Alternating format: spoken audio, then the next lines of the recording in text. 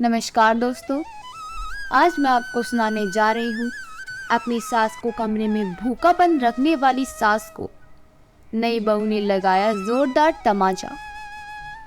अपनी माँ का हाल देखकर राजीव जी से अब बर्दाश्त नहीं हुआ और उन्होंने पास में पड़ा डंडा उठाया और अपनी पत्नी को मारने लगे। तुम्हारी हिम्मत कैसे हुई मेरी माँ के साथ ऐसा करने की? अगर आज भी बहू मुझे हिम्मत नहीं देती तो तुम तो मेरी माँ को किसी दिन जान से ही मार देती।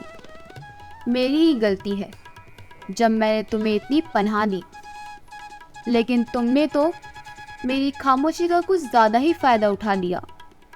मैं जब से इस घर की सुख शांति के लिए चुप था, लेकिन बस अब और नहीं। कामिनी जी गिड़गिड़ाते हुए राजीव जी के पैरों में गिर गई। राजीव जी ने हाथ से डंडा फेंका और कामिनी जी का हाथ पकड़कर घसीटते हुए उन्हें दरवाजे के बाहर कर दिया। सिया दौड़कर अंदर गई और अपनी दादी सास को पानी पिलाया। तब जाकर उन्हें कहीं होश आया। राजीव जी रोते हुए अपनी माँ के पैरों में बैठकर कहने लगे, माँ मुझे माफ़ कर दीजिए। मैंने पहले ही इतनी हिम्मत दिखाई होती तो आपको इतने सालों से जो दुख झेलने पड़ रहा था वो आपको नहीं झेलना पड़ता। मुझे माफ़ कर दो माँ, मैं एक अच्छा बेटा नहीं बन पाया। और सिया और रोहित भी अपनी दादी सास ससुर को ऐसे देखकर रोने लगे थे। ना मेरे बच्चों मत रो। और दादी सास ने सिया और रोहित के आगे अपनी बाहें फैला दी। सिया और रोहित ने दादी को गले से लगा लिया। राजीव जी और दादी सास ने दोनों बच्चों के सिर पर हाथ रख दिया। सिया राजवती जी की पोता बहू है। रोहित और सिया की शादी को अभी 6 महीने ही हुए थे। सिया एक पढ़ी लिखी गुणी संस्कारवान लड़की है। उसे बचपन से ही सिखाया गया था कि गलत करने वालों से ज़्यादा गुनहगार गलत सहने वाला होता है। सिया तो अपने मायके में इसलिए ही मशहूर थी कि वो किसी के साथ अन्याय होता नहीं देख सकती थी।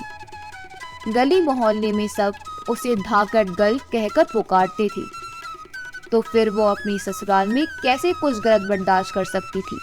जब से वो ससुराल आई तो कुछ ही दिनों में उसने नोटिस किया कि उसकी सासू माँ का रवैया अपने सास के लिए बिल्कुल भी ठीक नहीं है। वो तो उनसे ढंग से बात भी नहीं करती और उन्होंने अपनी सास की हालत नौकरों से एक बदतर कर रखी है। सिया की सास एक घमंडी औरत है। वो अपने अमीर बाप की बिगड़ल औलाद थी और सिया के ससुर जी थोड़े गरीब थे। बस इसी बात की धौंस दिखाती थी। सिया ने जब ये बात रोहित को बताई तो वो बोला, सिया माँ से पंगा मत लो। इस घर में पहले से ही माँ की चलती है। पर रोहित ये तो गलत है। दादी माँ भी इस घर की सदस्य हैं। वो अब देखो उनकी उम्र भी हो गई है। उनको इस समय अपनों का साथ और प्यार की ज़रूरत है। आप अपनी माँ को समझने की बजाय आप उन्हीं का साथ दे रहे हैं। लेकिन मैं अब दादी माँ के साथ ऐसा नहीं होने दूंगी। सासू माँ को इसकी सज़ा ज़रूर दिलाकर रहूंगी। और मैं भी देखती हूँ दादी माँ के साथ अब वो कैसे अन्याय करती हैं। फिर आप मुझसे अनावश्यक उपेक्षा ना रखें तो ज़्यादा बेहतर होगा। सिया रोहित से गुस्सा कर बोली। रोहित सिया को शांत करता हुआ बोला, सिया तुम समझते क्यों नहीं हो? अगर तुम्हारे चुप रहने से घर में शांति बनी रहती है तो चुप रहने में क्या बुराई है? तो सिया गुस्से में बोली, रोहित ये बात तुम अपनी माँ को समझाओ, मुझे नहीं। लोग सच कहते हैं कि जो इंसान ज़्यादा झुकता है उसको इतना ही ज़्यादा झुकाया जाता है। लेकिन बस अब और नहीं।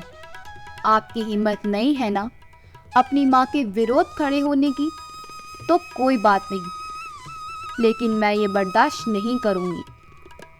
इतना कहकर सिया कमरे से बाहर आ गई। सिया की सास का व्यवहार अपनी सास के प्रति बहुत गलत था। सिया के ससुर भी ये सोचकर उन्हें कुछ नहीं बोलते थे कि कुछ बोला तो कामिनी जी पूरे घर में हंगामा खड़ा कर देंगी और राशन पानी लेकर तैयार हो जाती है।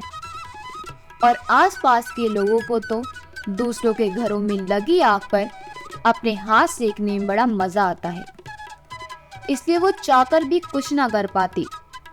सिया जब भी कुछ अच्छा बनाती तो कामिनी जी अपनी सास को देने से मना कर देती और उनके हाथ से छीन लेती, लेकिन फिर भी सिया दोबारा छिपते छिपाते दादी माँ को वो खाना खिला ही देती थी।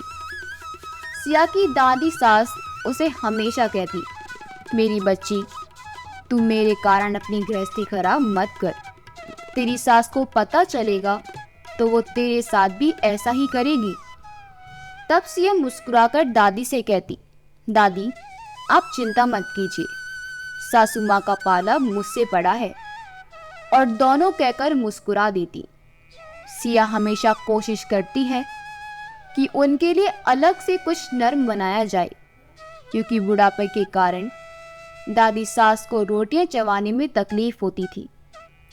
एक दिन सिया दादी माँ के लिए मूंग दाल का हलवा और ढोकला बना रही थी, तो कामिनी जी से ये सब बर्दाश्त ना हुआ और दादी माँ को यही खाता देख उन्हें उल्टा सीधा सुनाने लगी थी।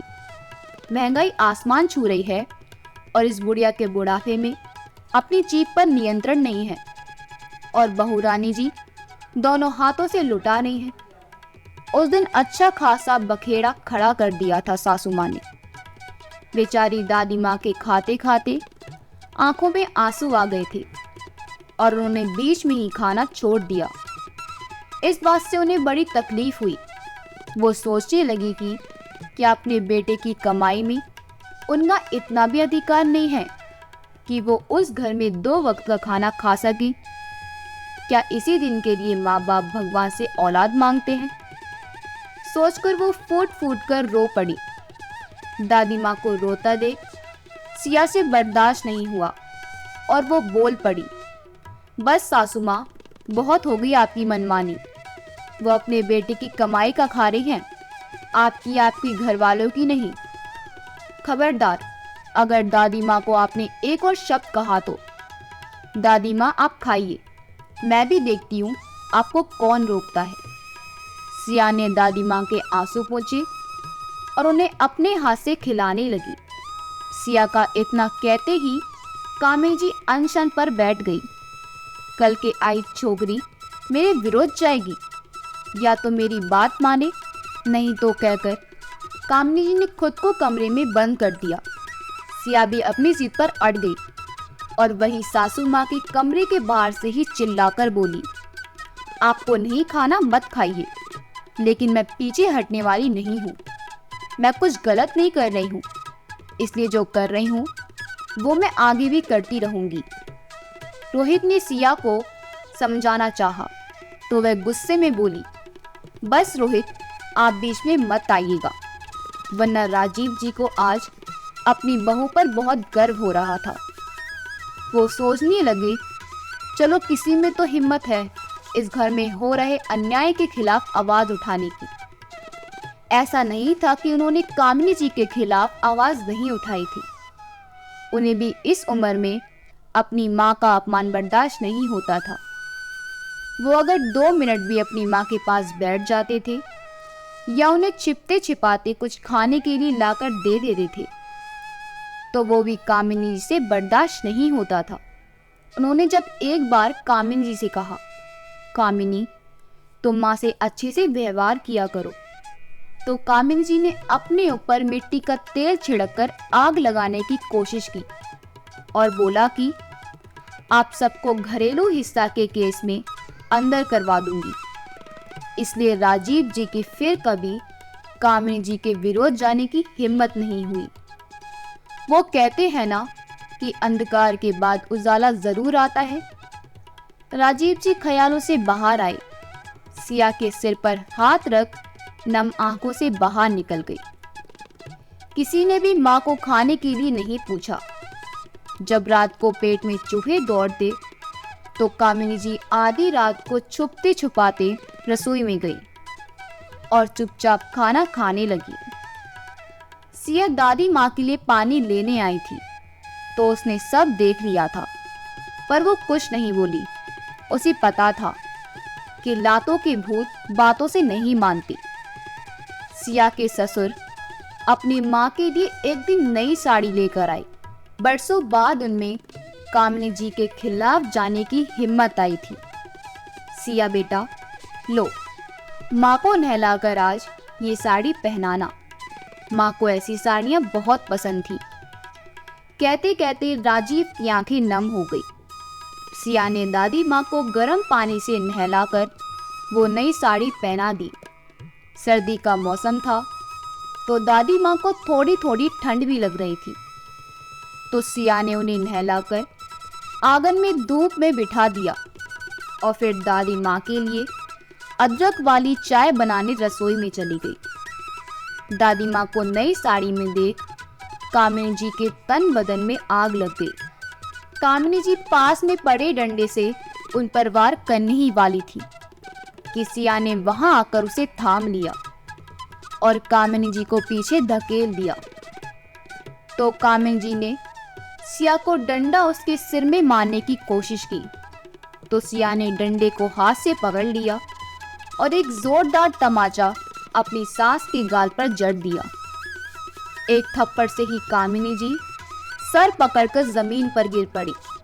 खबरदार सासू माँ, जो मुझे हाथ लगाने की कोशिश भी की तो मैं उन बहू में से नहीं हूँ जो सबको चुपचाप सह जाऊंगी।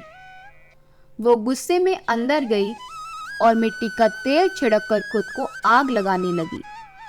सिया चुपचाप कामिनी जी का तमाशा देख रही थी। वो अच्छे से जानती थी कि ये सासू माँ का अपनी बात मनवाने का अपना पैतरा है। दादी माँ बोली, छोटी बहू, रोक ले कामिनी को। सिया दादी माँ को संभालते हुए बोली, दादी माँ, लाइव शो देखने को मिल रहा है, आप बस एंजॉय कीजिए और चिंता मत कीजिए, ऐसा कुछ नहीं होगा। सासू माँ गरज कर बरसने वालों में से नहीं है, दोनों कहकर मुस्कुराने लगी। हंसी की आवाज सुन कामिनी जी गुस्से में दनदनाती हुई आई और दादी माँ की चोटी पकड़कर उन्हें खींचने लगी। इतने में ससुर जी भी वहां आ गए। अपनी माँ को ऐसे देख उन्होंने पास में पड़ा डंडा उठाया और कामिनी जी को मारने लगे। राजीव जी का ये रूप देख कामिनी जी की सिट्टी पिट्टी गुम हो गई।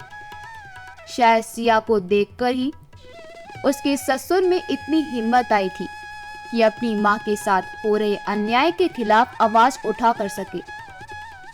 कामिनी जी गिड़गिड़ाते हुए राजीव के पैरों में गिरकर माफी मांगने लगी, लेकिन राजीव जी ने उनकी एक ना सुनी और हाथ पकड़ कामिनी जी को खींचते हुए दरवाजे के बाहर कर दिया। सिया ने दौड़कर दादी माँ को पानी पिलाया, तब जाकर उन्हें कहीं होश आया। उस दिन राजीव जी अपनी माँ के गले लगकर खूब रोए और सिया को आशीर्वाद दिया, जुग जुग जियो बेटा, अगर तुम नहीं होती तो मैं ये सब नहीं कर पाता। मैंने ये हिम्मत पहले दिखाई होती, कहकर उनकी आंखें भर आईं। दादी माँ ने रोहित और सिया को गले से लगा लिया। कुछ दिनों बाद कामिनी जी सिया को बाजार में दिखी तो वो पहचान नहीं पाई। कामिनी जी की हालत भिखारियों जैसी हो गई थी। सिया ने जब कामिनी जी से पूछा तो वो सिया के सामने हाथ जोड़कर माफी मांगते हुए रोने लगी। मुझे माफ कर दो बहू, मैंने तुम लोगों के साथ बहुत बुरा किया। अरे, मैंने अपने मायके के पैसों के घमंड में अपने ससुराल वालों के साथ हमेशा बुरा किया। माँ बाबूजी के जाने के बाद भाई भाभी ने मुझे घर से निकाल दिया। सासू माँ की बात सुनकर सिया को अपनी सासू माँ पर तरस आ गया और उन्हें अपने साथ घर ले आई और सारी बात अपनी दादी माँ को सुनाई। कामिनी जी दादी माँ के पैरों में गिरकर गिड़गिड़ाने लगी तो दादी माँ को अपनी बहू पर तरस आ गया और उन्होंने अपनी बहू को माफ कर दिया। सिया ने अपनी सासू माँ के आंसू पोंछे और उनका हाथ पकड़ते हुए बोली, सासू माँ, ये घर आज भी आपका है, बस आपने ही इस घर को अपना घर नहीं समझा। कामिनी जी को भी अपनी गलती का पछतावा देखकर सब लोगों ने उन्हें माफ कर दिया और खुशी खुशी सब साथ रहने लगे।